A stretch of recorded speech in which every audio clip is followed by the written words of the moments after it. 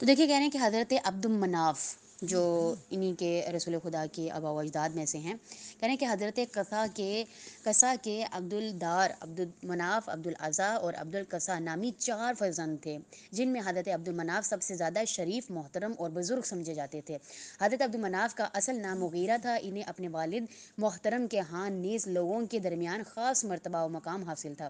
وہ بہت زیادہ سخی و وجیح انسان تھے، اسی وجہ سے انہیں فیاض اور قمر البطحاء کے القاب سے نوازا گیا تھا۔ پرہیزگاری، خوش اخلاقی، نیک چلن اور صلہ رحمی جیسے اوصاف کی طرح دعوت ان کی زندگی کا شعار تھا۔ ان کی نظر میں دینوی مقامات اور مراتب ہیچ تھے، یعنی کچھ بھی نہیں تھے۔ وہ اہل منصب لوگوں سے حسد بھی نہیں کرتے تھے، اگرچہ کعبے کے تمام عہدے اور مناصب ان کے بڑے بھائی عبدالدار کے پاس تھے، مگر ان کے اپنے بھائی سے کوئی شکر رنجی نہیں تھی۔ یعنی کہ ہوتا ہے نا کہ بھائی کے پاس ساری کعبے کی جو ہوتی ہے سارے کام ہوں، لیکن ایک شخص کے پاس، دوسرے بھائی کے پاس نہ ہوں تو وہ اسے جلنے لگتا ہے، لیکن کہہ رہے ہیں کہ نہیں، وہ اس سے بالکل بھی اس چیز میں جلتے نہیں تھے کہ میرے بھائی کو اتنا عہدہ ملا ہوا ہے اور مجھے یہ کام نہیں ملا، ایسا کچھ بھی نہیں تھا۔ آگے ٹاپک دیکھیں، حضرت ہاشم علیہ السلام۔ حضرت قصہ علیہ السلام کے فرزند مکہ سے متعلق معاملات اور کعبے کی تولیت اور انتظام جیسے امور کو کسی اختلاف و قضیے کے بغیر انجام دیتے تھے، یعنی کوئی پیسے وغیرہ کے لیے نہیں بلکہ اللہ کی رضا کی خاطر یہ کام انجام دیتے تھے۔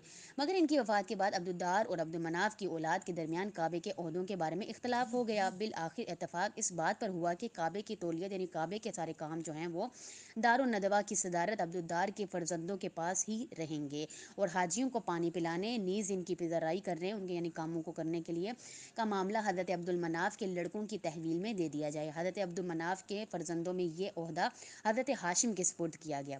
حضرت ہاشم اور ان کے بھائی عبد الشمس جڑواں پیدا ہوئے تھے۔ پیدائش کے وقت دونوں کے بدن ایک دوسرے سے جڑے ہوئے تھے۔ جس وقت انہیں ایک دوسرے سے جدا کیا گیا تو بہت سارا خون بہہ گیا، اور عربوں نے اس واقعے کو سخت بدشگونی سے تعبیر کیا۔ اتفاق سے بدشگونی اتنا اپنا کام کر گئی، اور حضرت ہاشم اور حضرت شمس کے لڑکوں میں ہمیشہ کشمکش اور لڑائی رہتی تھی، اور عبد الشمس کا لڑکا امیہ پہلے شخص تھا جس سے حضرت ہاشم کی مخالفت شروع ہو گئی۔ اب یہ دیکھیں بنو امیہ کی کہاں سے شروع ہوئی، ہے یہاں سے ہی شروع ہوئی تھی۔ حضرت ہاشم کی مخالفت شروع کی۔ اس نے جب فرزند عبد المناف میں سے حضرت ہاشم میں عزت و شرف اور بزرگی جیسے اوصاف پائے تو اس نے حسد کرنے لگا اور اپنے چچا کے ساتھ محاسمت اور مخالفت پر اتر آیا۔ چنانچہ یہی سے بنی ہاشم اور بنی امیہ کے درمیان اختلاف اور دشمنی شروع ہوئی، جو ظہور اسلام کے بعد بھی جاری رہی، جو اب تک جاری ہے۔ حضرت ہاشم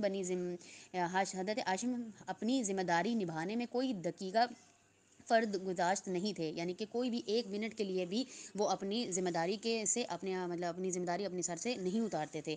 چنانچہ جیسے ہی حج کا زمانہ شروع ہوتا تھا، وہ قبیلہ قریش کی پوری طاقت و قوت اور تمام وسائل و امکانات حجاج بن بیت اللہ کی خدمت کے لیے بروقار لاتے، اور زمانہ حج کے دوران جس قدر پانی اور خوراک کی انہیں ضرورت ہوتی وہ اسے فراہم کرتے۔ لوگوں کی خاطرداری، مہمان نوازی اور حاجت مندوں کی مدد کرنے میں وہ بے مثال و یکتائے روزگار تھے۔ اسی وجہ سے انہیں سید البطحاء کے لقب سے یاد کیا جاتا ہے۔ حضرت ہاشم کے پاس اونٹ کافی تعداد میں تھے، جس سال اہل مکہ قحط اور خشک سالی کا شکار ہوئے تھے، انہوں نے اپنے بہت سے اونٹ جو ہے قربان کر دیے، اور اس طرح لوگوں کے لیے کھانے کا سامان بھی فراہم کیا گیا۔